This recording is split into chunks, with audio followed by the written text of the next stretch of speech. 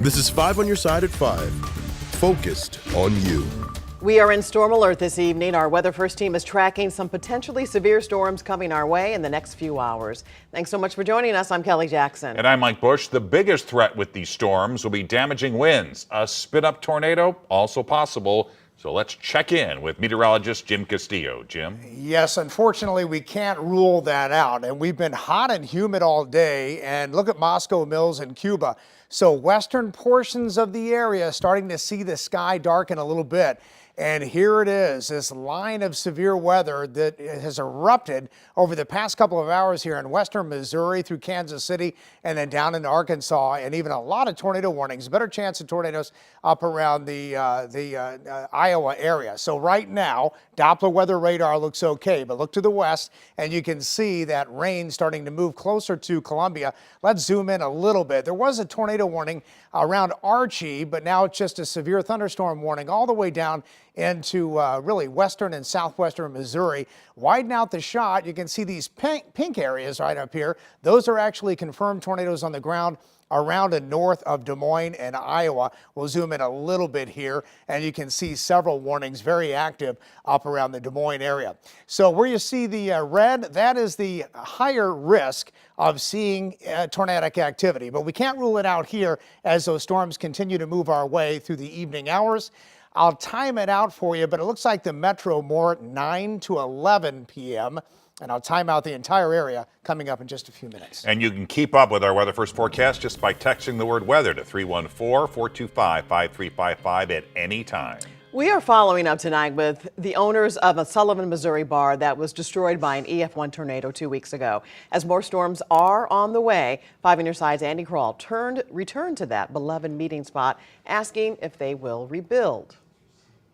I can't say a yes or no at this time, but I do know that a lot of people would love for us to rebuild. One more Pub and Grub co-owner, Jane Epperson, telling us that even with over $500,000 in damage from a tornado on May 7th, they're considering rebuilding. It's just trying to figure out how we want to rebuild it. My husband's already done up like 2 different drawings. Their insurance is covering the damages after an EF1 tornado hit with winds up to 100 miles per hour.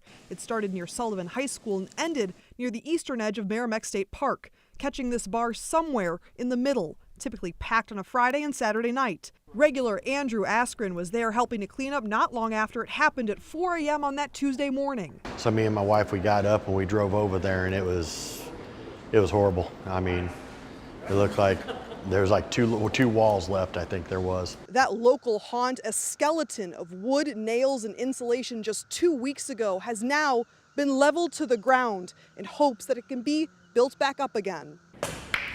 Now it's Boomer's Sports Bar and Grill, also owned by the Eppersons. That's the new watering hole,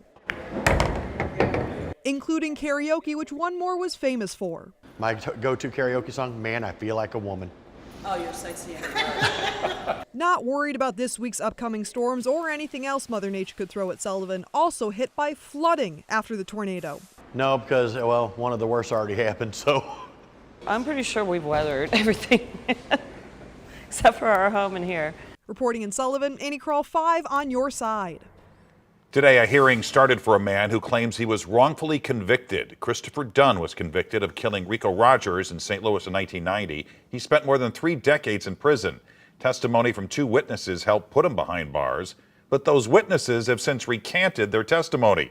Prosecutors now believe Dunn is innocent, but attorneys for the Attorney General's office want him to stay behind bars. Today, opening statements started in the case. A judge will decide if Dunn should go free. The hearing is expected to last until Thursday. St. Louis Mayor Tashara Jones's administration says it plans to investigate union workers who called out sick from their jobs picking up trash in city streets. For the second straight day, more than a dozen trash truck drivers refused to show up to work. The mayor's office met with their local union today to hear more about their concerns, and our political editor, Mark Maxwell, is live in South City with what he's learned. Mark. Trash is piling up in St. Louis alleys, and the refuse division, a third of them, refuses to work. They're calling in sick, but sick of what? One worker told me today that his symptoms, high blood pressure, might improve if his work conditions were to improve.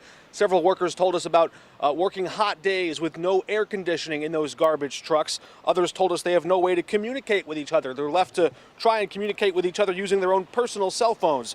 The street department tells us even at full strength, they're already understaffed. So a lot of these workers have been working overtime to try and keep up with the blistering pace. Others told us they fear retaliation from the mayor's office if they speak out publicly about their concerns.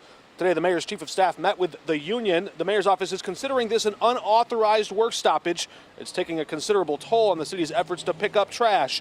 Yesterday, the streets department finished fewer than 40% of its scheduled pickups. I just ask that residents have patience with us at this time as we're working through these issues. Employees are very important, and we're dedicated to doing the investigation work and getting to the bottom of this. If employees are sick, I do hope that they feel better as soon as possible so that they can get back to doing the work of the city of St. Louis.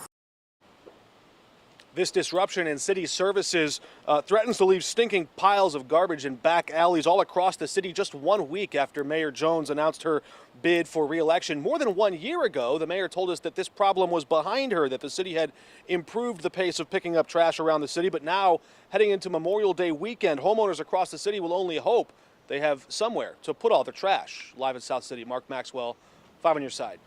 St. Louis says it has a plan to improve transportation and mobility in the city. The city is using ARPA funds to do this. The goal is to make driving, biking, walking, and public transit safer.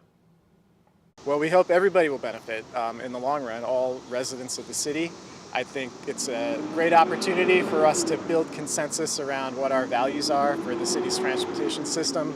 The city is also launching a community advisory committee. The group will include residents who help brainstorm ideas.